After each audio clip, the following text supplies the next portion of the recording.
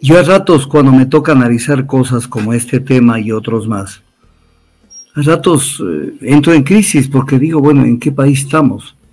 O sea, no entendemos lo que pasa en el Ecuador, nos toman del pelo. A ver, primero voy a decir algo para después meterme en el tema. El Estado como institución es una sociedad, así está definido, una sociedad jurídica y políticamente organizada. ¿Qué quiere decir? Sociedad jurídicamente organizada, que se basa en un ordenamiento jurídico. La Constitución es la norma suprema, prevalece sobre las demás del ordenamiento jurídico. Nadie está sobre la Constitución, ni el presidente de la República, ni sus ministros de Estado, ningún funcionario, ni nadie de la calle, ni ningún asambleísta, ni ningún juez. Nadie está sobre la Constitución. Nadie. Eso es, o sea, esto hay que dejarlo sumamente en claro. ¿Por qué? Porque cuando uno lee las cosas que escriben y las cosas que se dicen, mire lo que dice el artículo 425, si lo tiene, que mejor, de la Constitución. El orden jerárquico de aplicación de las normas es el siguiente: la Constitución, en la cúspide de la pirámide. Luego vienen los tratados y convenios internacionales, luego las leyes orgánicas, las leyes ordinarias, las normas regionales, las ordenanzas distritales, los decretos del presidente, abajo, los reglamentos, abajo, los acuerdos y resoluciones, bien más abajo. ¿Qué dice el segundo inciso? En caso de conflicto entre normas de distinta jerarquía, la Corte Constitucional, las juezas y jueces, autoridades administrativas y servidores públicos, los resolverán mediante la aplicación de la norma jerárquica superior. Entonces, no solamente los jueces, autoridades administrativas y servidores públicos. Ellos tienen que, desde que entran y antes de que entren a la función pública, tienen que saber que la Constitución prevalece. Y el artículo 424 súbase un poquito. Dice, la Constitución es la norma suprema que prevalece sobre cualquier otra del ordenamiento jurídico. Las normas y los actos del poder público deberán mantener conformidad con las disposiciones constitucionales. En caso contrario, carecerán de eficacia jurídica. ¿Qué quiere decir? Que si aparece una norma, un pronunciamiento, lo que sea, y está en contra de la Constitución, no tiene ningún valor jurídico. Ya, entonces, con base en esto, ahora vamos al tema energético y eléctrico. Primero, las normas constitucionales para saber en qué país estamos. Vamos a poner un ejemplo que a mí me nombran ministro o que soy el presidente de la República. Yo sé, tengo que meterme en la cabeza que mientras la Constitución no sea cambiada, sea enmendada o reformada, o no se dicte una nueva Constitución, yo tengo que someterme al texto constitucional. Me guste o no me guste. No es un tema de gustos. Es que no puede ser, es que no me gusta, como Fernando Santos, ya lo vamos a oír. Entonces no es eso. Y si no, no me meto al sector público. Porque no me voy a meter al sector público para negar la Constitución, para boicotearla, para inobservarla. Entonces, voy a hacer una introducción sobre los sectores estratégicos. Artículo 313 de la Constitución. Si quiere, síganme con la Constitución. El Estado se reserva, esto les guste o no a los neoliberales, a los que sean, esta es la Constitución. El Estado se reserva el derecho, se reserva para sí el derecho de administrar, regular, controlar y gestionar los sectores estratégicos. Esto se llama en el derecho administrativo los poderes de modalización. Luego dice, los sectores estratégicos de decisión y control exclusivo del Estado son aquellos que por su trascendencia y magnitud tienen decisiva influencia económica, social, política, ambiental y deberán orientarse al pleno desarrollo de los derechos y al interés social. Los sectores estratégicos deben orientarse al interés social, no al business de determinadas empresas. Es al interés social. Se consideran sectores energéticos la energía en todas sus formas, las telecomunicaciones, los recursos naturales no renovables y otras cosas más.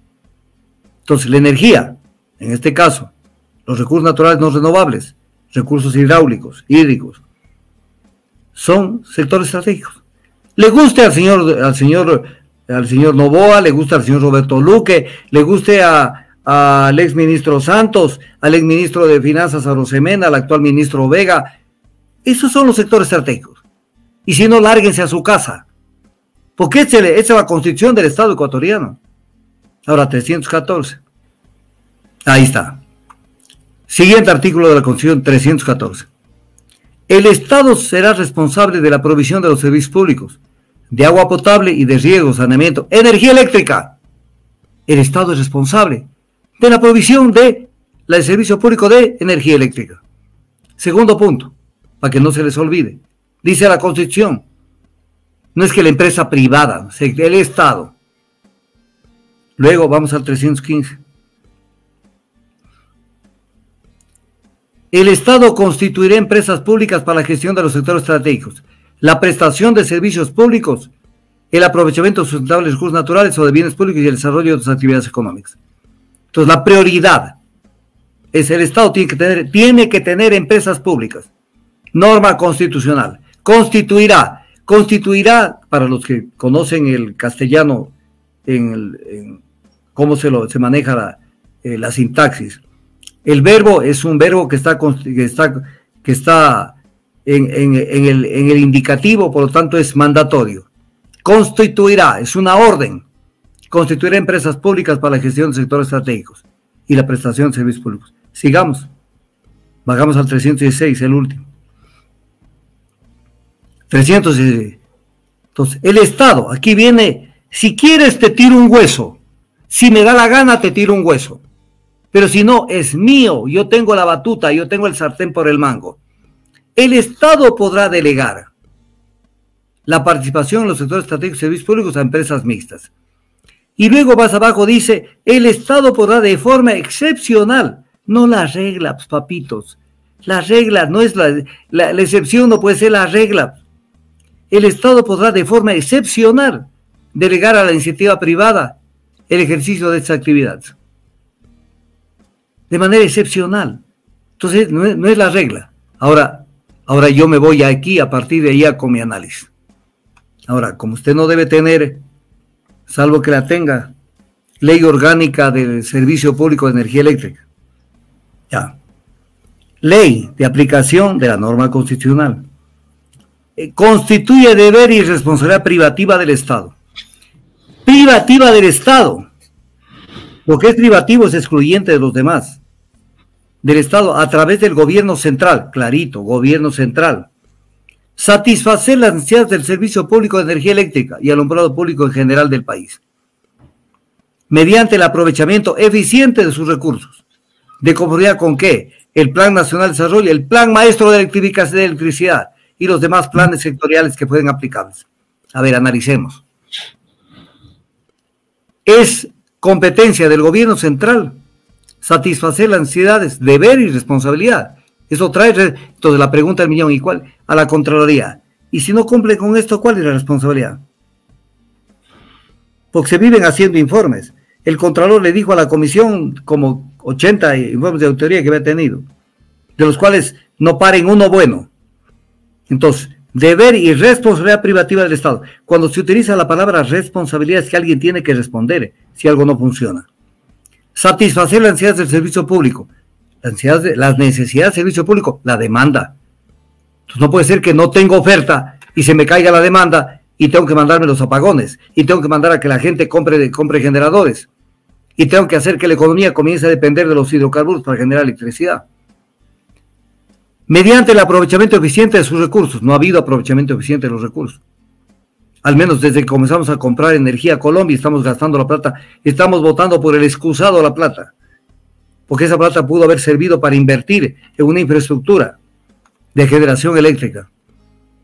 ¿Y cómo tiene que verse ese aprovechamiento? ¿De conformidad con quién? El plan de desarrollo, el plan maestro de electricidad. Entonces no se olviden, el plan maestro de electricidad, que es el único instrumento que no le han parado bola. Se han limpiado con el plan maestro de electricidad. Entonces, ¿en dónde queda la ley, amigos? ¿En dónde queda la ley? Si el plan maestro de electricidad es un trapo sucio con el que se han limpiado. Luego dice, la prestación del servicio público de energía eléctrica será realizada por el gobierno central. ¿A través de qué? de empresas públicas o empresas mixtas, pudiendo excepcionalmente, delegar a la iniciativa privada, siendo en todos los casos necesaria la obtención previa del título habilitante. En excepción, porque el gobierno, cuando veamos el informe, quiere que todo esto pase a la iniciativa privada. Entonces, la excepción se convierte en regla. Están violando la ley. Corresponde al gobierno central la toma de decisiones en torno a la planificación, construcción e instalación del sistema eléctrico para entregar la energía en los usuarios finales, Así como el mantenimiento, no dieron mantenimiento a las centrales térmicas, operación y desarrollo sustentable del sector eléctrico a fin de satisfacer las necesidades del servicio público de energía eléctrica. O sea, no solamente ya ahí está una central, o ahí está una central hidráulica o una central térmica, y si le quieres prender, no se prende. No se prende. No. Entonces, han incumplido con el artículo 7 de la Ley Orgánica del Servicio Público de Energía Eléctrica. Ahora, volvemos a la Constitución. ¿Qué dice? A las ministras y ministros de Estado, además de las atribuciones establecidas en la ley, les corresponde, escúcheme bien, ejercer la rectoría de las políticas públicas del área a su cargo. Políticas públicas del área a su cargo. La rectoría. Es importante. Y expedir los acuerdos y resoluciones administrativas que requiera su gestión. Entonces, de aquí queremos rescatar la rectoría de las políticas públicas. Porque cuando lleguemos a Fernando Santos, yo no tengo nada que ver. Entonces, ¿para qué carajo eres ministro? Pues? ¿Para qué fuiste ministro? Para calentar el puesto. Y solamente pero cuando tenía que firmar ciertas concesiones, ahí sí se acordó de que tenía algo que ver con el sector eléctrico. Entonces, con esta preparación de la base normativa, que espero que la recuerden, entonces ahora sí vamos al análisis del informe de la Comisión de Fiscalización. Dice, en una declaración Noboa dijo hace poco tiempo, Noboa evalúa reformas para que el sector privado autogenere energía eléctrica. Esto no lo dice la norma jurídica que leímos. A ver, aquí hay un temita de lo que declaró. Se acordó, esto lo dijo el ministro Roberto Luque, que lo único que le interesa es cuadrar con el nuevo contrato de los CP. Se metió para hacer eso y punto. Dice que en máximo una semana, esto lo dijo a CEFU, se presenten los perfiles de los proyectos Cardenillo y Santiago. Dos proyectos hidroeléctricos de generación hidráulica indispensables para el Ecuador, no la paja del proyectito chiquitico de 20 megavatios, de 40 megavatios. Esto necesita el país. Que en máximo una semana iban a tener los perfiles de los proyectos. No han vuelto a hablar de estos proyectos. No han vuelto a hablar. Se pasan y al final, y que esto no lo han considerado. Ahora vamos al informe de la Comisión de Fiscalización, que por el nombre ya están jalados, papitos. Informe de fiscalización relativo a la crisis energética. No, papitos, crisis eléctrica, que es parte de la energía, del sector energético. Porque todo el contenido del informe es sobre el tema del sector eléctrico, la generación, la transmisión, lo que ha pasado. Entonces ubíquense, asambleístas, ubíquense. Crisis energética, crisis eléctrica, que es parte de la crisis energética, pero crisis eléctrica en concreto. Este informe lo aprobaron solamente 6 personas y 4 se abstuvieron. Entonces, como antecedente de esto,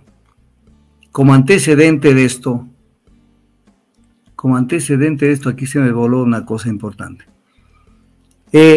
Toman en consideración un informe del 31 de enero del 2024 que la Comisión de Fiscalización aprobó, ese informe de trámite de fiscalización relativo a la crisis energética nacional.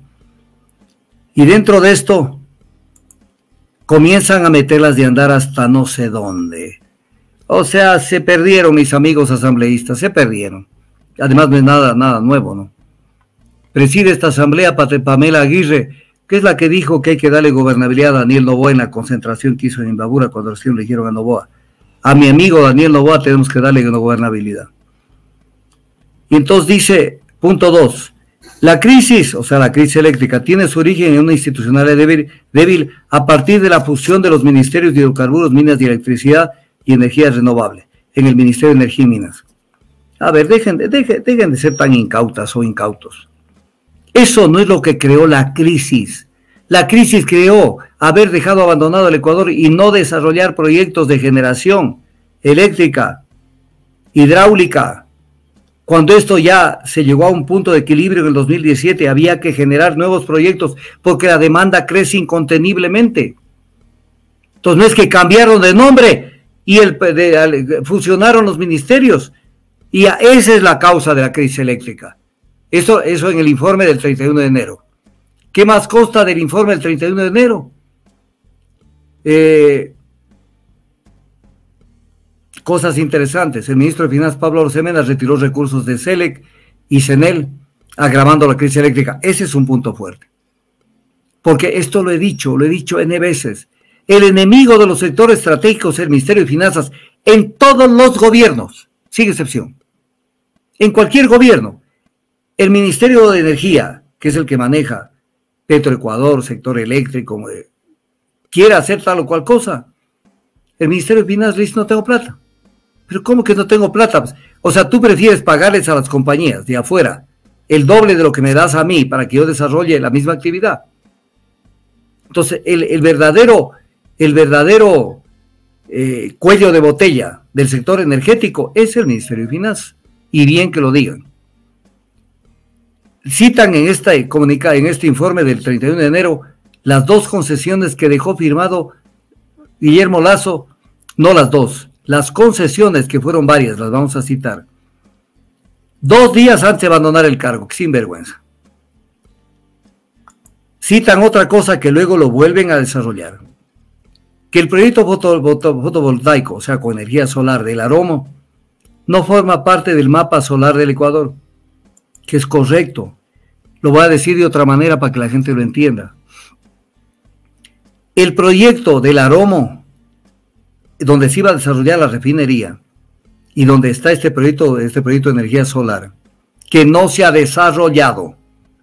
No se ha desarrollado porque es una tomadura del pelo. Se tomaron una foto que ya, que sí, que no, que el cambio de la matriz eléctrica, que no sé qué.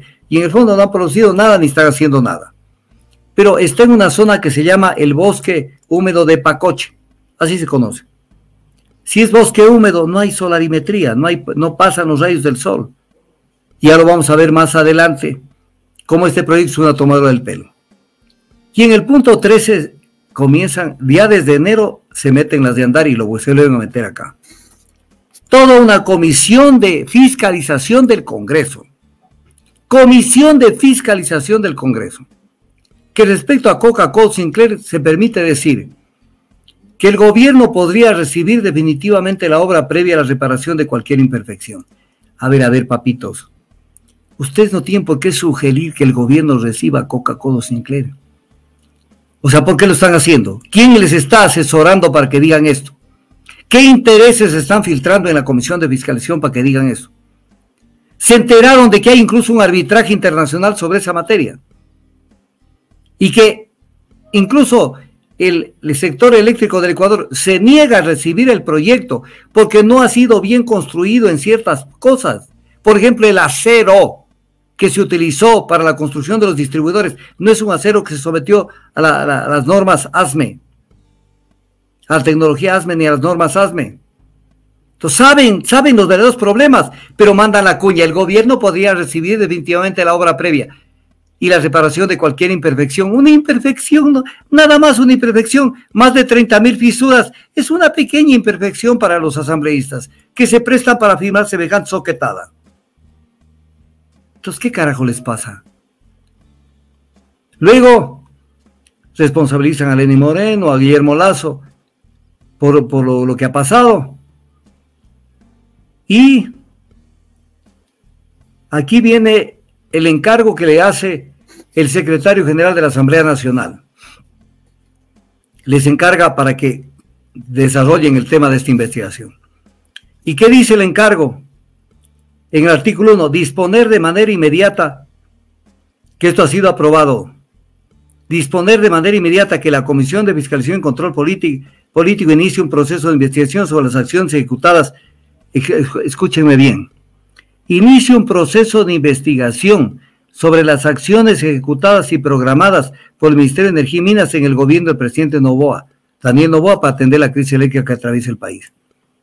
A ver. ¿Qué tomadura del pelo de la Asamblea, del secretario de la Asamblea?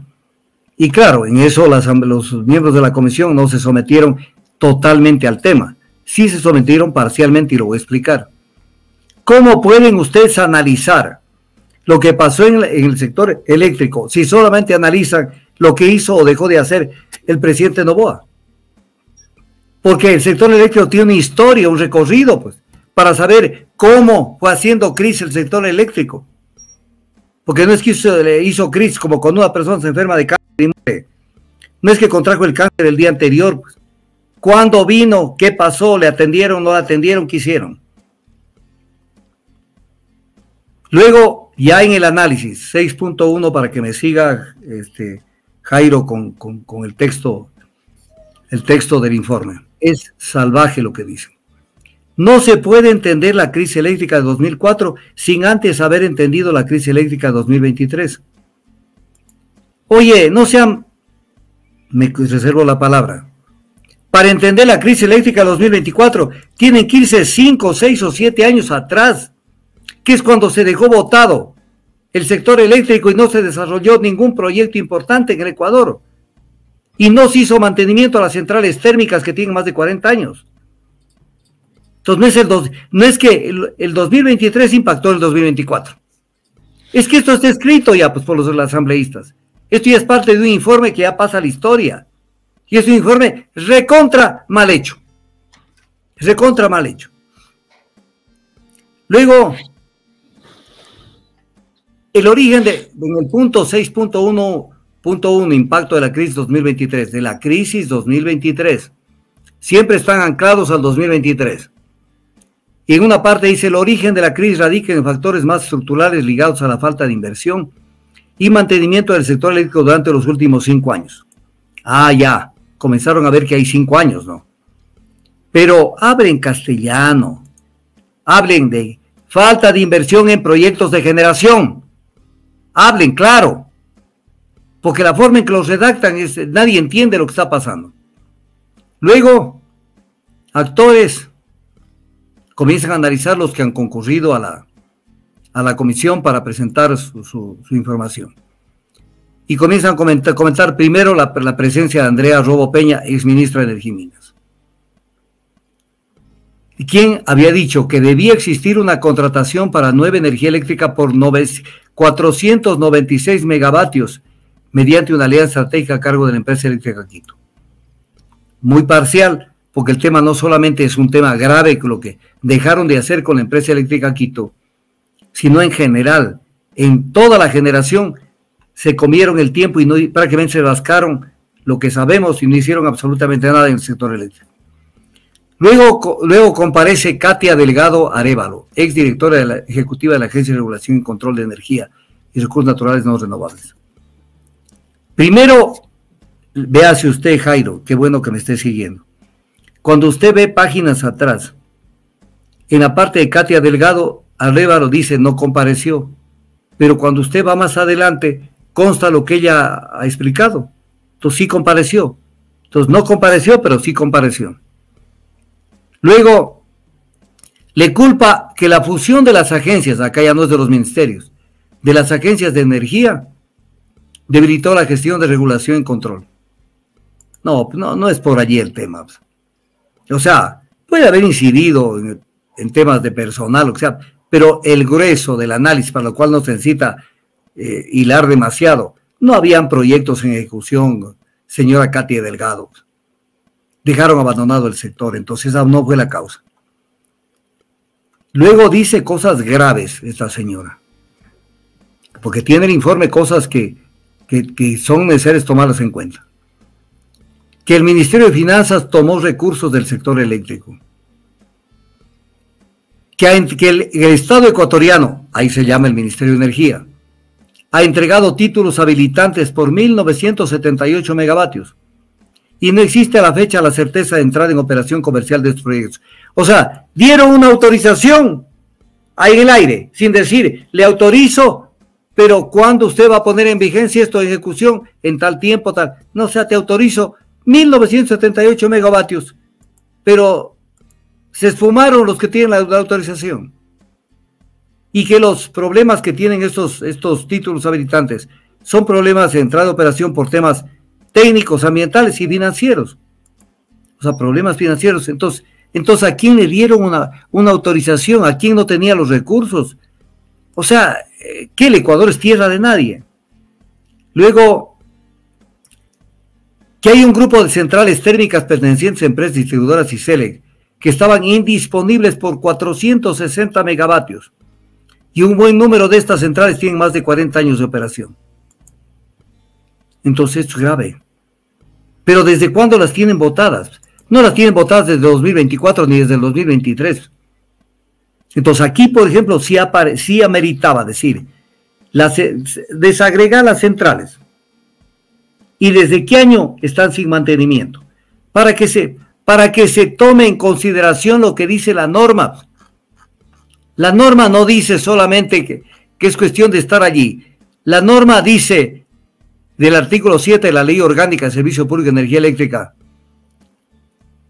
en donde dice, corresponde al gobierno central el mantenimiento, operación y desarrollo sustentable del sector eléctrico, mantenimiento. Entonces, en ese puntito, cuando iban redactando o cuando iban llamando a la gente que les diga cualquier cosa, tenían que decirle, y respecto de esto se violó el artículo 7 de la Ley Orgánica del Servicio Público de Energía Eléctrica que ordena tal cosa, de lo cual trasladamos esto a la Contraloría General del Estado para que tome las decisiones. O sea, una desconexión entre la normativa, lo que van analizando. Aquí hay un tema que es importante, lo dice, de las intervenciones que han habido, la de esta exdirectora de la Agencia de Regulación y Control de Energía, es una de las más interesantes. Dice, las empresas del sector eléctrico no pudieron ejecutar sus planes de expansión y mantenimiento por problemas en proceso de contratación y por el retiro de los recursos por parte del Ministerio de Finanzas. O sea, ¿cómo quieren que las empresas estén operativas si el Ministerio de Finanzas les quita la plata y les dejen soletas y citan hasta montos de todo lo que les retiraron? Entonces, pero de esto tienen que responder, pues. Tienen que responder, porque Finanzas no es que les retiré y jodas el país, y jodas el sector eléctrico, y como no tenemos electricidad, entonces compren a Colombia. Esto es una pérdida brutal de millones de dólares, que tienen que responder, pues, porque no es que Finanzas va a hacer lo que le da la gana. Entonces, pero está señalado lo que ella dice. Y por eso dice, para diciembre del 2023, dice la exdirectora de la Agencia de Regulación, el Estado debía al sector eléctrico por retiro de recursos y no pago de subsidios el monto de 934 millones. Mientras que la falta de gestión de las distribuidoras por pérdidas no técnicas y cartera vencida afectan al sector en 1.049 millones. Perfecto lo que dice la señora, pero desagréguenlo por años para ver desde cuándo los rompieron al sector eléctrico y presionar a que la Contraloría establezca responsabilidades. Entonces hay que ser didácticos. Entonces tenía que decirle, yo de asambleísta, señora, sea tan amable de desagregarme esto. Desagréme, porque para diciembre del 2023 es lo acumulado. Pero ¿cuánto del 2023, cuánto del 2022, cuánto del 2021, del 2020 así? Entonces la deuda, 934 millones. Entonces, ¿qué quieren? ¿Que se rompa el sector? Para después decir, la solución es privatizar. Luego, algo importante. Gonzalo Quillas, ex gerente de la CELEC. Rescatable de lo que dice. A Coca-Cola Sinclair se le reconoce una tarifa de apenas 1.4 centavos por kilovatio. 1.4 centavos. 50 veces menos de lo que cuesta actualmente al país la importación de energía de Colombia, más de 60 centavos. Entonces, este es el tema. Entonces, ecuatorianos, no es un tema, ya vamos a importar de Colombia, pero rompiendo la economía del Ecuador. Claro, todos decimos, bueno, pues yo lo que quiero es tener electricidad, pero ¿a qué costo? Lo estamos acabando al Ecuador económicamente. Y nadie responde, pues. Cuando tienen que responder, bueno, ¿y para qué estuvieron allí, pues? Estuvieron allí para hacer las cosas bien. Luego, en el cuadro 2 se presentan alertas relativas a la condición de estiaje. Y constan 12 alertas que han sido recibidas por el Ministerio de Energía. 12 alertas. Primero, el estiaje. Es un tema constante en el clima del Ecuador, en el clima de la sierra. Constante. Que se agrava a veces un poquito y otras veces es más benigno. Pero siempre dentro del año calendario, tenemos estiaje. Porque a veces no avanzan a pasar las nubes y se quedan en la cordillera, y a veces pasan las nubes y no llueve en la cordillera. Cuando no llueve en la cordillera real, que se la conoce, que antes se decía oriental y que ahora se dice también cordillera central, donde está Coca-Cola, donde están entonces, cuando no llueve allí, entonces sencillamente es porque las nubes pasaron y fueron a llover en Quito o en la costa. Entonces, ¿qué estiaje hay todo el año? Claro, dependiendo de la época del año. Respecto de esto, mire lo que dijo Pablo Arosemena, qué hijo de su madre. Y la asamblea no le puso una nota, pero bien la comisión. Expresó que su trabajo es manejar el presupuesto del Estado, más no el presupuesto del sector público, no financiero, que incluye a las empresas públicas. ¡Qué sinvergüenza! Pero, primero que no es así, porque Finanzas maneja el presupuesto de todo el sector público, incluyendo a las empresas. Eso está en las leyes del Ecuador, las leyes que reformaron con Moreno y con Lazo. Y segundo, dice que el sector eléctrico es responsabilidad exclusiva del Ministerio del Ramo, Ministerio de Energía y Minas, y de las empresas públicas, que tienen autonomía financiera y administrativa, más no del Ministerio de Economía y Finanzas. ¿Y por qué te le sacas la plata, carajo? A Finanzas, al sector eléctrico. ¿Por qué te le sacas la plata? ¿Por qué las dejas? Por eso dice la directora de la Agencia de Regulación y Control, que el Estado debía, eso es Ministerio de Finanzas, Arosemena, debía al sector eléctrico 934 millones a diciembre del 2023. ¿Cómo quieres que funcione si tú no pagas? Que son autónomas, que son ellos los que tienen que responder. ¿Qué sinvergüencería que hay en el Ecuador? Luego, otro tema que el exministro Santos, no, es que es un sinvergüenza, es que es descarado. De acuerdo a la Constitución y las leyes, dice, el suministro energético es un monopolio del Estado. Sí, así es. Y si no te gusta, ¿para qué entraste al Ministerio de Energía? Y solo por excepción, dice, puede hacerlo el sector privado. Correcto, Fernando Santos. Por lo tanto, dice, el Estado es el responsable y el que tiene que hacer las plantas de generación con su dinero. Desde luego, porque cobras con las tarifas.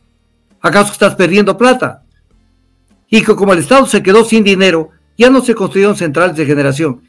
Oye, se quedó sin dinero, pero sí tenía dinero, porque con dinero se financian las centrales. ¿O qué crees? ¿Que estamos perdiendo dinero con Coca-Cola Sinclair, por ejemplo? O con Paute, o con San Francisco, o con Agoyanco, el que sea. No estamos perdiendo dinero. Se quedó sin dinero, porque el dinero lo destinaron a otras cosas y porque lo que quebraron la economía, los gobiernos como los que sirviste tú, como asesor de René Ortiz y como ministro de Economía de Lazo. O sea, qué sinvergüencería. O sea que, según ellos, esto no tiene, el Estado tiene que hacerlo, pero como no hay plata, entonces que se joda el país. Entonces, ¿para qué van al ministerio? Para después ver cómo ayudan a los amigos. Ya lo vamos a ver. Y dice que él ha cumplido creando una comisión, un comité de crisis. Integrado por el viceministro de Energía, el director de la Agencia de Regulación y Control de Electricidad, el gerente del SELEC y el gerente de SENASA. O sea, yo les tiré la pelota a estos pendejos y yo no tengo nada que ver. Cuando él era el responsable, aquí recuerdo el artículo 154 de la Constitución que lo hice leer con usted, Jairo. El ministro es el responsable de las políticas públicas del sector a su cargo. Entonces, pero luego se lava las manos con el tema de la compra de energía a Colombia. Cuando él ya reconoció en medio de comunicación que cuando él dio una información económica sobre el costo de la compra de energía a Colombia, dio una cifra y después demostró que era otra. Y dice, en ese medio de comunicación dijo, calculó mal, pero que fue un error humano. Esto lo señala también el informe de la comisión. Pero luego dice que SENASA es el organismo que realiza esas compras. O sea, ¿y por qué tú hablabas de eso? Y tú asumiste que tú cometiste un error, porque tú eras parte de esta vaina. y que el ministerio no tiene nada que ver con la compra de electricidad y peor del precio en Colombia. Por Dios, ¿y por qué no renunciaste al ministerio? Parece el ministro que tiene que ver con el manejo de la cartera de Estado a su cargo y que tiene que ejercer la rectoría de las políticas públicas del área a su cargo. O sea, yo estoy ahí porque para otro tipo de casos, incluso le toman del pelo a la misma comisión. Dice, como ministro yo recibía 10 pedidos de citas. ¿Y para qué te pedían citas si no manejabas nada? ¿Para qué te pedían citas? 60, 70 cartas al día, mentira. Yo he trabajado en el Ministerio de Energía. 60, 70 cartas al día, mentiroso. No tengo tiempo, entonces se creó ese comité que decide qué deberías tomar. O sea, estabas de ministro para tomarte la foto nomás. Y para ver qué lograbas, a ver qué pescabas. Entonces, esto a plena luz de la Asamblea Nacional, a plena luz de ellos, como para que se den cuenta de cómo les toma el pelo el tipo. Luego, Marcelo Jaramillo dice que hubo un decreto ejecutivo de emergencia, suscrito por Lazo, para mejorar las condiciones de generación, pero que no se emitió, o sea, quedó en decreto, pero no se lo expidió, no se lo mandó al registro oficial, debido a la falta de disponibilidad económica para financiar la generación de energía. Puta, ¿para qué se meten al gobierno? ¿Para qué se meten? Se meten para torpedearlo todo, pero al final no hacen absolutamente nada. ¿Qué otra cosa?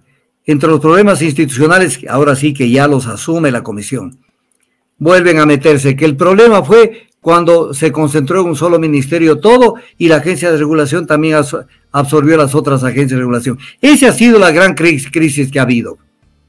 Esa ha sido, y a esto cae la comisión de la Asamblea Nacional. Y dice que la fusión de la Agencia de Regulación y Control Minero, la Agencia de Regulación de Electricidad y de Hidrocarburos en una sola entidad, a criterio de Katia Delgado. ¿Y cuál es el criterio de ellos? Katia Delgado es la directora de la Agencia de Regulación y Control de Energía. Dice, fue inconstitucional. No fue inconstitucional. Si usted quiere, fue ilegal, pero no inconstitucional. Asambleístas, clase urgente de normativa constitucional y legal. Aterricen para más o menos saber de qué estamos hablando. Los proyectos del Plan Maestro de Eléctrico con fin en 2023 lo cita la Comisión de Fiscalización. Y aquí se ve todo lo que está paralizado, que no son todos Comisión de Fiscalización. Porque no está aquí Cardenillo. Aquí no está Cardenillo, no lo veo. Ni tampoco está el más importante, que es Santiago. Y claro, aquí se ve cosas como estas, por ejemplo. Aromo, 2021, Toachi, Central Rayuiquín, párele ahí la mano. En construcción, está jodido esta pendejada, no sale Toachi Pilatón, porque la empresa china no dejó terminar las obras civiles, y después los metieron a los rusos, y tampoco pudieron hacer la instalación electromecánica. No lo pudieron hacer porque no estaban terminadas las obras civiles. Y para terminar las obras civiles tuvieron que recurrir al Cuerpo de Ingenieros del Ejército. Que el Cuerpo de Ingenieros del Ejército les resuelve todos los problemas al Ecuador. Cuando las empresas fallan, las nacionales o las extranjeras, tienen que recurrir al cuerpo. A ese mismo Cuerpo de Ingenieros que en la autorización de construcción de los oleoductos crudos pesados, en el año 2000 le dijeron que no tenía personería jurídica. Pero aquí está. Aquí está el 2022 el Aromo. El Aromo para generación de 200 megavatios. Con título habilitante aún inicia la construcción. Se tomaron la foto. Todo el mundo hablaba, los técnicos energéticos. Estamos yendo al cambio de la matriz energética, a energías limpias, a no sé qué. No han hecho un carajo. Ahí está. Aún no se inicia la construcción del proyecto fotovoltaico, que además no lo van a iniciar porque no hay la cantidad de solarimetría para este proyecto. Luego, bajamos un poquito más abajo. Mazar Duda Central San Antonio, construcción paralizada. Es un tema pequeño.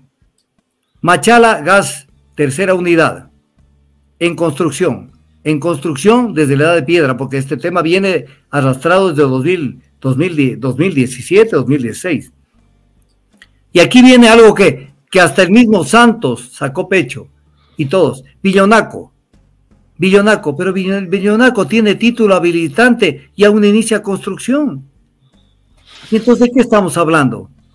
O sea, estos se comen las nueces antes de pelarlas. Se toman la foto de lo que no existe. Ahí está. Entonces, este es el Ecuador de aperro. Este es el Ecuador de aperro, cómo manejaron esta vaina. Ahora,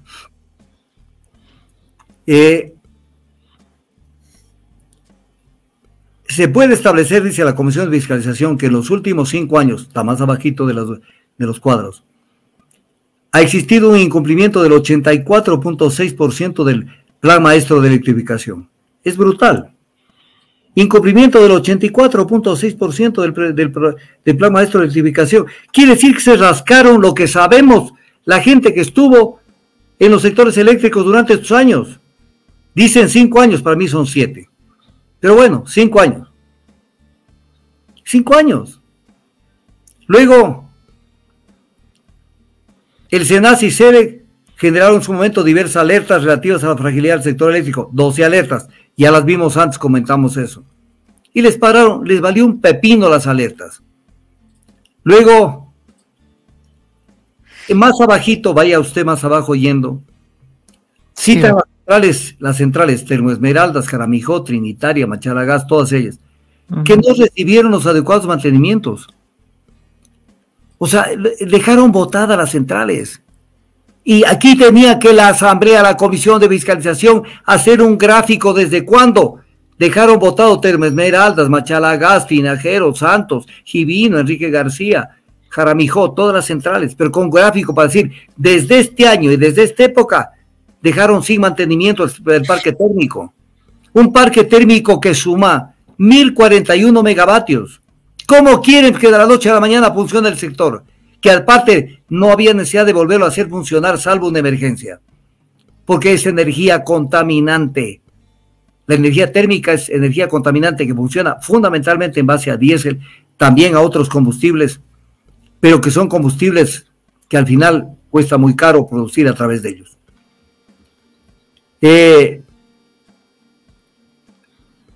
El impacto de la crisis 2024. Dice, la crisis eléctrica comenzó oficialmente el 16 de abril de 2024. No joda. La crisis eléctrica, o sea, el paciente se murió y hoy se agravó en la mañana y en la tarde.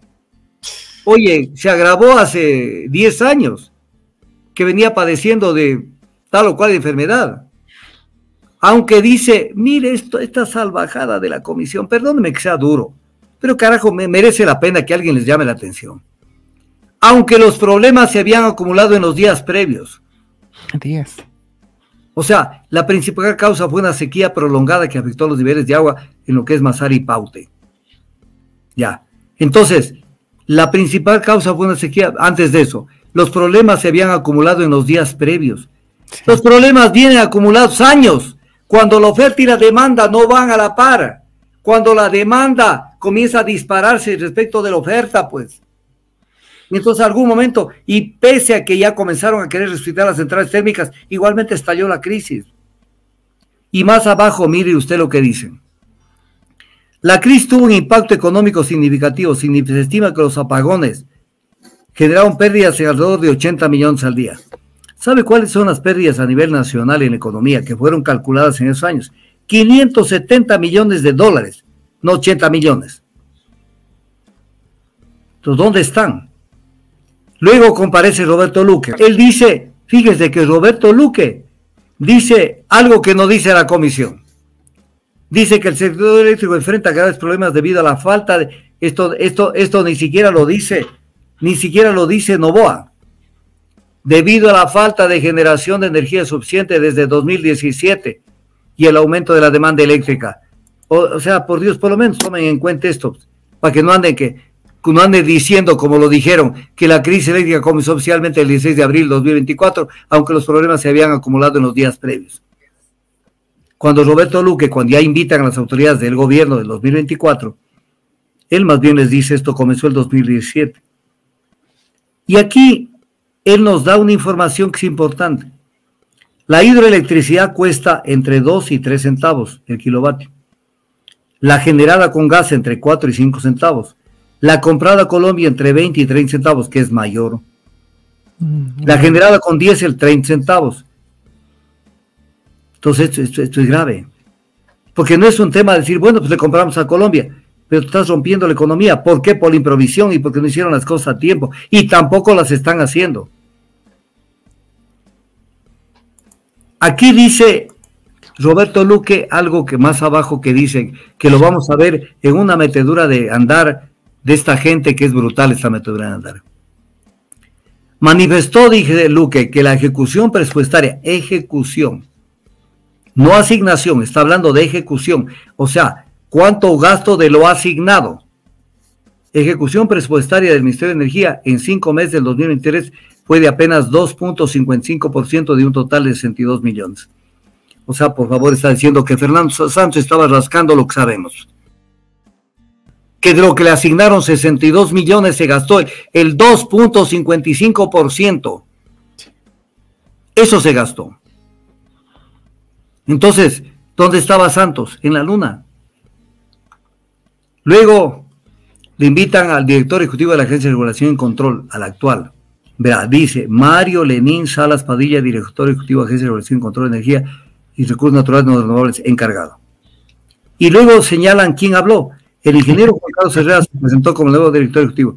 O sea, ponen el nombre, pero habla otro. O sea, ponen el nombre de Mario Lenín Salas, pero el que habla es otro director. O sea, por Dios, o sea, ya, papitos, mamitas y papitos en la luna. Y luego, este hombre, este tal que está en función hace rato, Juan Carlos Herrera, nuevo director ejecutivo de la Agencia de Regulación y Control de Energía y Recursos Naturales No Renovables, propone la implementación de una moratoria regulatoria para facilitar la entrada de nuevos proyectos de generación. O sea, están, pero tan, puntos suspensivos, que cree que las normas regulatorias, o sea, las normas legales, y peor las constitucionales, se pueden hacer una moratoria. ¿Sabes qué? Desde esta fecha hasta tal fecha que nos rija la ley, por ejemplo, la ley orgánica del Servicio de Energía Eléctrica, o que de tal fecha a tal fecha nos rija la Constitución. Moratoria regulatoria para facilitar la entrada de nuevos proyectos de generación. Ese hombre es un peligro. Es un peligro porque no termina entendiendo lo que es un ordenamiento jurídico. Entonces, esto acaba de plantear. Y no hay ningún comentario sobre esa barbaridad, por si acaso. Este hombre dice que la fusión de las agencias y ministerios también fue la causa de los problemas. Aquí dice, como medida a mediano plazo resaltó la importancia de iniciar licitaciones para aumentar la producción de gas en el campo Amistad. De iniciar licitaciones para aumentar la producción en el campo de gas Amistad. ¿Quién me está leyendo esto? Dice, bien doctor, vea que cómo se ponen las pilas, quieren hacer algo. Pero lo que no saben los legisladores, ni este pobre hombre, es que hubo una licitación el año anterior y que no les dio la gana de adjudicarla y declararon desierto el concurso porque les dio la gana al ministerio a cargo de Fernando Santos Alvite. No les dio la gana de adjudicar cuando había toda la propuesta para desarrollar el campo Amistad, para que tengamos gas propio, para de ahí poder suministrar, por ejemplo, a Termogas Machala.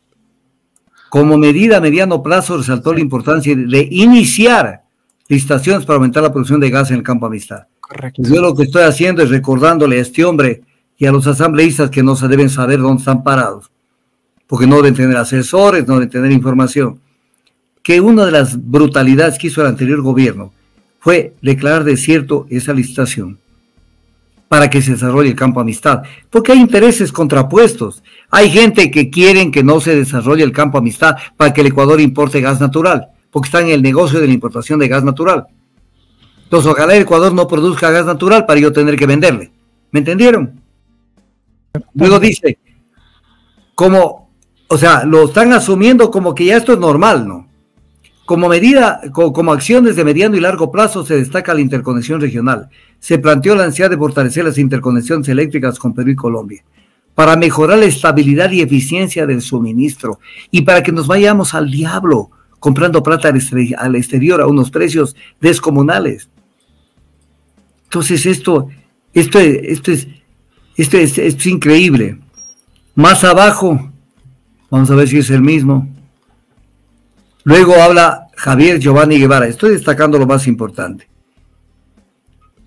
Miren esto. De los que dijeron, porque destacaron en su momento que la central Coca-Cola Sinclair tiene pequeñísimas cosas, así casi imperceptibles, no tiene ningún problema. Pero el director ejecutivo de SENACE, el actual, dice que la central Coca-Cola Sinclair, que normalmente produce 28 gigavatios por hora en condiciones hidrológicas favorables, tuvo una producción reducida a 17 gigavatios horas debido a bajas caudales. Debido a bajos caudales. Los estudios de INESEL iniciales no daban para que central produzca 1500 megavatios. No hay más agua que la que existe. Eso, pensar que los asambleístas van a poder entender eso sería realmente pedir peras al olmo. Vámonos bien más abajo, donde Jorge Goyes Ayala, gerente encargado de la unidad de negocio Coca-Cola Sinclair. Goyes explicó que Coca-Cola Sinclair, a diferencia de otras centrales, es una hidroeléctrica de pasada, es decir, no tiene embalse, sino que trabaja con el caudal del río. O sea, mire Paute cómo es. Paute tiene los embalses, en donde le sirve para administrar el agua y soltar el agua en base a lo que se necesita. No lanzarse todo el agua que se vaya. Primera cosa. Y segundo, le sirve para controlar sedimentación, que es el gran problema de Coca-Cola. Coca-Cola, como fue diseñado como los chinos quisieron, porque el gobierno contrató el proyecto sin tener los estudios. Entonces Coca-Cola fue directo y construyó una central sin tener un embalse. Entonces esto nos está trayendo 1.000.000 problemas de sedimentación. Y Goyes lo dice, es una central de pasada. Quiere decir anticuada, no es moderna, en esa parte. Y luego, sobre la recepción final, que parece que no entendieron los que sugieren que ya se reciba, alguien les debe haber dicho, pondrás eso. Y entonces manifestó que hay temas que se encuentran en arbitraje internacional. Y luego dice el mismo que es confidencial. El arbitraje no puede ser confidencial. O sea, si aceptan que sea confidencial, estamos mal. Porque entonces entre gallos y medianoche puede salir cualquier cosa.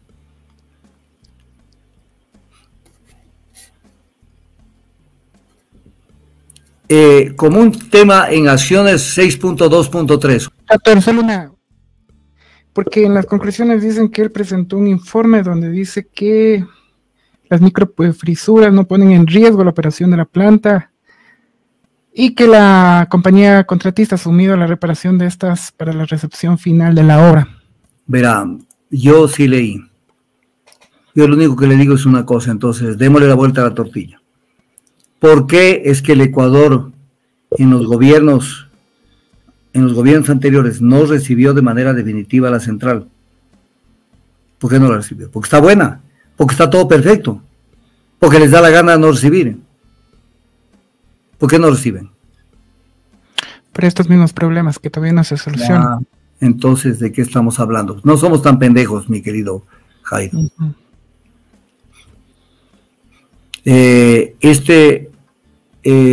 Acciones, estamos en el 6.2.3. Sí, ya estamos. Acciones y omisiones frente a la crisis. Dice algo que es correcto. Actualmente la operación del Sistema Nacional Interconectado se encuentra degradada sin recursos de control que permitan operar el sistema. Luego más abajo dice, no es posible la aprobación de algunos mantenimientos de elementos relevantes del Sistema Nacional de Transmisión, debido a que a la salida de estos conlleva al sistema a operar en puntos operativos más críticos. O sea, no se puede paralizar, porque estamos en un punto tal que vivimos del último megavatio que se produce, que si usted le da mantenimiento a Coca-Cola o a cualquier proyecto, se le cae la producción y hay apagones. ¿Por qué? Porque la demanda nos comió no de un día para otro, nos comió en mucho tiempo que se dieron. Entonces, de aquí, para no arrastrar mucho, me voy directo a las conclusiones del informe de evaluación de las condiciones del Sistema Nacional Interconectado, elaborado por SENACE.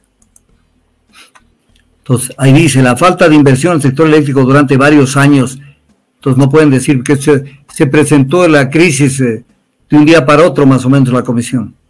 Acumula el retraso significativo en la ejecución de proyectos de generación, transmisión y distribución. Esto provoca que el sistema, esto dice el documento de la CENACE, que parece que ni lo han leído, pese a que lo transcriben, no lo han leído los asambleístas. Esto provoca que el Sistema Nacional Interconectado sea deficitario de potencia y energía. Potencia y energía, generación, no transmisión, como decía el presidente de la República. Más abajo dice, en el estudio realizado en enero del 2024, ya estamos en enero del 2024, se solicitó que SENACE realice un nuevo estudio de suficiencia energética, suficiencia para el estiaje, y se determinó un nuevo requerimiento de 475 megavatios adicionales. Este era el déficit de ese rato. 475 megavatios adicionales. Y luego abajo dice, en términos generales, considerando lo que no se instaló y lo que se requiere instalar para el siguiente estiaje, es necesario la incorporación de 1080 megavatios. Antes la CELEC hablaba, cuando tuvimos una entrevista con usted, Jairo, yo tenía la información de la CELEC que hablaba de 890 megavatios. Hoy, con este informe de la CENACE, están hablando de 1080 megavatios. Es el verdadero hueco, el 19% de la generación eléctrica está en crisis. Por eso dice, el sistema eléctrico ecuatoriano requiere de la importación continua de electricidad a la máxima capacidad de transferencia posible. Esto lo dice la CENACE, no lo dice la comisión.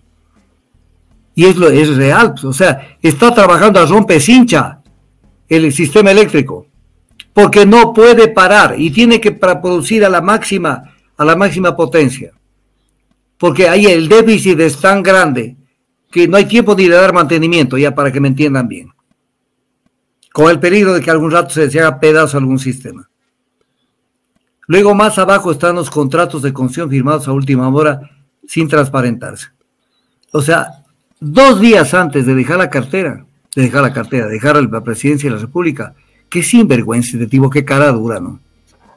Guillermo Lazo Mendoza, 2 días antes, le dejó firmado 1, 2, 3, 4, 5, 6, 7, 8 proyectos. 1, 2, 3, 4, 5, 6, 7, 8 proyectos. 8 proyectos en el sector eléctrico, por un total de 268.9 megavatios. Y entre estos hay algunos que son sumamente cuestionados, como el proyecto Conolopus en Galápagos, en donde está metido Roque Sevilla. Pero aquí viene un tema.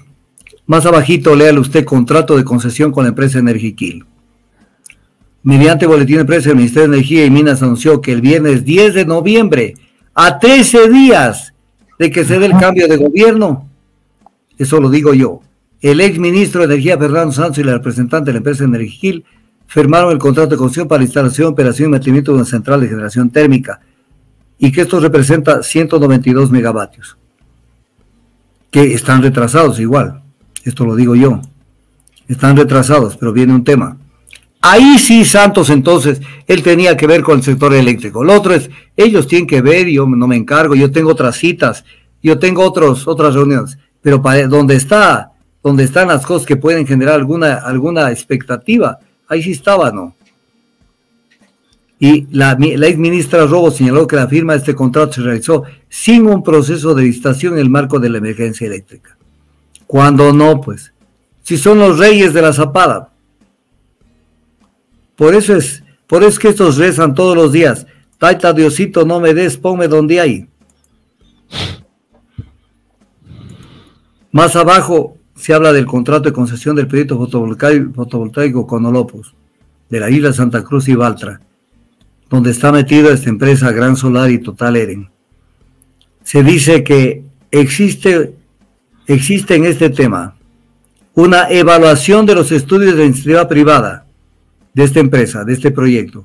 Esto lo concurre a la comisión la asambleísta Mónica Palacio y sostiene que hay un riesgo ambiental, ya que en el documento de evaluación no se señala el impacto que el proyecto tendría sobre las minas de material petro del Cantón Santa Cruz.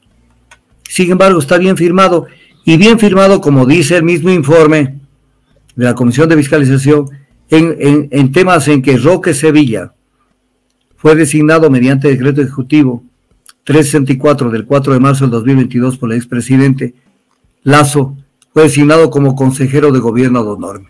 O sea, nombró con su consejero de gobierno, que representa a la compañía Gran Solar, este proyecto fotovoltaico, que según lo que se tiene entendido, es un proyecto incluso que no es conveniente desde el punto de vista económico. En esto interviene José Alvear Campodónico y dice que el megavatio que van a cobrar por esto es un valor de 4 millones, cuando el costo de mercado por el tipo de tecnología es de 1 millón. Contraloría, no sé si algún rato querrán ver este tipo de cosas. Luego viene el contrato de concesión Proyecto El Aromo. Y aquí se cita varias cosas, que primero en otra parte del informe se dice que está paralizado, que tienen el título porque no hay nada. Se les ha dado 300 hectáreas para que generen 200 megavatios, pero que la Asociación Ecuatoriana de Eficiencia Energética y Energías Renovables dice que este proyecto tiene, en la zona hay una baja exposición solar. Esto lo dije yo cuando recién apareció este proyecto. Cuando recién dije, ¿y cómo van a hacer un proyecto solar? Han de hacer un proyecto solar donde hay una exposición solar muy interesante que permita generar este proyecto. Y aquí se habla de los niveles de radiación que tiene esa zona, que no responden a lo que se necesita para generar ese proyecto. Y luego la ministra Robo, consta en el informe, que la ministra Robo ha señalado que se está construyendo un mapa solar del Ecuador, con la finalidad de analizar y estudiar las zonas más óptimas para que proyectos fotovoltaicos sean ejecutados. Señora Robo y señor ministro de turno, vaya a la Organización Latinoamericana de Energía, que desde el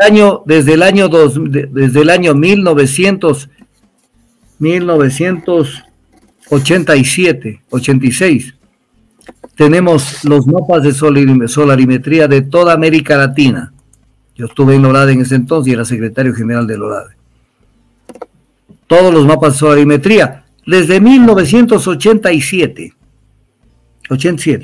Vaya y pida, y no tiene, como ha dicho la ministra Robo, que están construyendo un mapa solar. Es como que están descubriendo el agua tibia cuando eso existe desde 1987.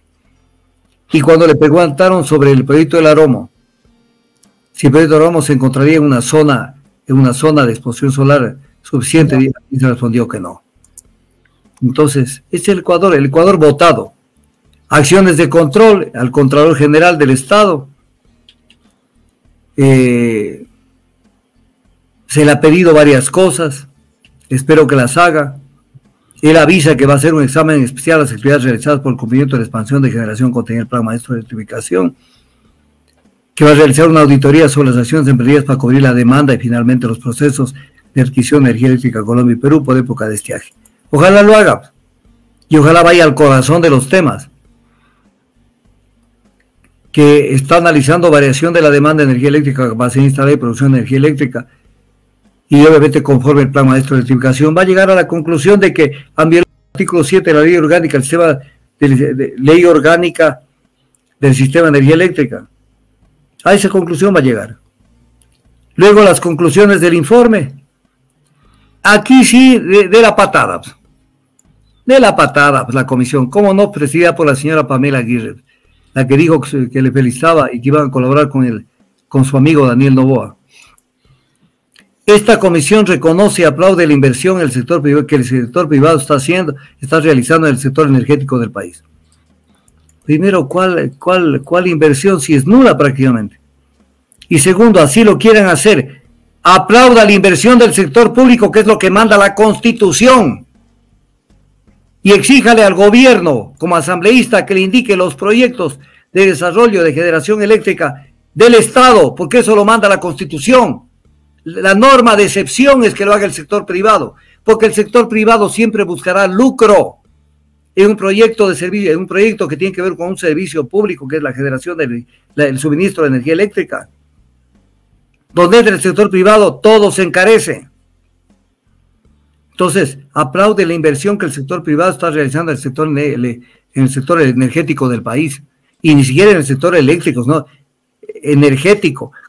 Pregunta a la señora Pamela Aguirre a su combo, ¿y cuál es la inversión del sector privado en el sector energético del país? Porque el sector energético no solamente es la electricidad, es petróleo también. Entonces aprendan a redactar. Y si estaban hablando del sector eléctrico, están destacando la norma de excepción de la Constitución y no las reglas de la Constitución. Entonces están en otro mundo. Si no les gusta el Ecuador, entonces renuncian a los cargos que tienen. Mire lo que dice el punto 2. Los racionamientos energéticos que sufrió el país en abril de 2024 están directamente vinculados a los problemas estructurales que ocasionaron la crisis energética el año 2023. Por Dios. Hasta Roberto Luque, el ministro de Gobierno, les dice que esto viene de 2017. O sea, que no sé quién les hizo el informe, si ellos mismos estuvieron pendientes de redactarlo. ¿Quién les metió mano? Aquí estamos al 7. Los cortes de luz suscitados en abril de 2024 coinciden con la peor sequía del mes de abril de los últimos 100 años, donde hay la ausencia de aguas en el embalse de Mazara. O sea, dejen de ayudar con este informe. Están casi diciendo al gobierno de Noboa, tienes razón de que por la falta de agua, puesto, lo que decía Fernando Sanz, depende de Diosito que llueva. Como que ese era el tema. El desfase entre oferta y demanda es un desfase que viene desde el 2017, lo dice Roberto Luque, lo dice la gente de la SENACE. No es el tema de falta de agua. Digamos que faltó, siempre hay épocas de estiaje, que hubo un estiaje más fuerte, ya, un estiaje más fuerte. Ok, pero tú tienes que tener un plus en la oferta y tienes que tener las centrales térmicas dado mantenimiento. Numeral 8. Coca-Cola Sinclair, su funcionamiento de 2016 viene en ascenso, marcando un récord de generación en 2023. La producción en 2024 ha sido mayor a la de 2023, salvo para el mes de mayo. Las microfisuras no ponen en riesgo la operación. Le voy a guardar esta vaina. Les voy a guardar esto, porque se ve que alguien dentro de la comisión, no sé quién, o algún asambleísta, mete este tipo de cosas. O sea, porque es inentendible que el Ecuador esté en una demanda arbitral contra, que le incoó el Ecuador contra Sinohidro. Y sucede que todo está bien. Y que las microfisuras, ve el nombre que le ponen, son fisuras, no son microfisuras. O sea, alguien está queriendo dorar la píldora, maquillarlo al tema. Entonces las microfisuras ponen en peligro, no ponen en riesgo la operación de la planta. Esto se lo voy a guardar. Esta parte no la voy a olvidar, porque tarde que temprano vamos a volver a ver este tema con detalle y vamos a ver cómo esta comisión se presta para este tipo de estupidez. Y con mayor razón, cuando al momento de construirse el proyecto, los que estaban encargados de vigilar que las cosas se vayan haciendo bien, para eso existen los administradores del contrato. No lo hicieron lo que debían hacer. No viajaron a China para verificar con qué material estaban construyendo los distribuidores. Y esos distribuidores no sometieron a las normas ASME. Y entre otras cosas, porque hay barbaridades en la construcción. Entonces, pero además un proyecto que no tiene un embalse previo. En la parte anterior a que las aguas van hacia el proyecto, en la parte superior del proyecto, existen islas que tienen árboles hasta de 4 y 5 metros de altura, por erosión, pues no por erosión, perdón, por la sedimentación. Entonces había que estudiarlo al tema, porque Coca-Cola no se pudo haber construido sin un embalse para controlar sedimentos.